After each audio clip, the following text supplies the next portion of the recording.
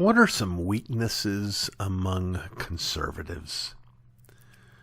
Well, it's certainly the case that the word conservative can cover a broad range of various and sundry issues. In this particular context, though, I am conservative with respect to theology as much as I am conservative with respect to politics. I'm speaking today in the context of politics.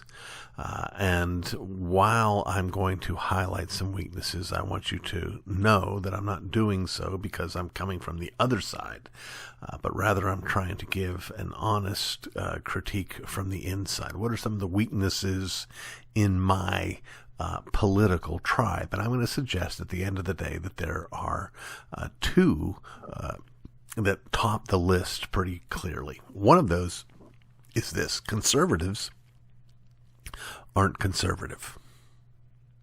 Conservatives aren't conservative. That is, conservatives do not really have a deep commitment to the principles that should and have historically defined what conservatism is.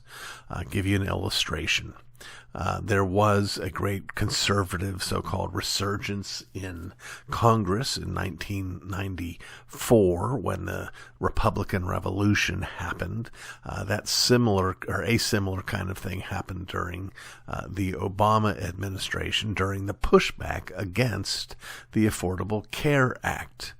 The rise of the Tea Party movement. These were supposedly people who embraced the ideology that was part of the founding of our country. And yet all of these true blue conservatives really didn't have much of an idea what it was they were trying to conserve, because I remember this. I remember multiple times from multiple sources hearing arguments like this. The problem with the Affordable Care Act, also known as Obamacare, is it's a terrible program which costs too much money and is going to destroy Medicare. Do you understand what that argument is? The problem with this socialist medical problem is that it interferes with that socialist medical program. That's not conservative. That's arguing over different details while embracing the same liberal idea that it's appropriate to take money from our neighbor to pay for the health care of someone else. Which brings us to the second point. Not only are conservatives not conservative, they're not principled. I'm not saying none of them, but that's the weakness. We have a propensity to be unprincipled. That is, we believe things when it's convenient for us. Again, Exhibit A, when President Clinton was in office, we were all jumping up and down, insisting that a man's private life had everything to do with his role as the president, that a man who is dishonest and dishonoring toward his wife is not someone that should be trusted. And yet, when Donald Trump had some of the same or similar kinds of problems, the argument was, oh, now character doesn't matter. Now, the good news is the same problem applies to the liberals. That is, their hypocrisy is just as real, because for Clinton they said it did matter, for Trump they said it didn't matter. Conservatives said for Clinton it did matter, for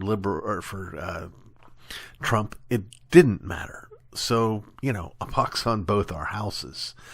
But there's a lack of principle, a willingness to do whatever it takes to maintain power, even when that thing goes against what it is we're supposed to be for, what it is we have, why we're trying to retain power. My father tells a story about some conservative idea that was being bandied about in Congress, and my father was in a conversation with a senator who said, yes, this is a great idea, wonderful program, we just have to wait until it's not an election year.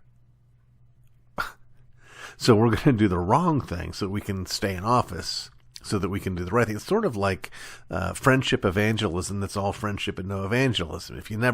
Or lifestyle evangelism that's all lifestyle and no evangelism. If you never say, choose you this day, then you're not doing the work. And if you never actually conserve, if you never actually give limited government and shrink the size and scope of government, you're not conservative. You're just less liberal.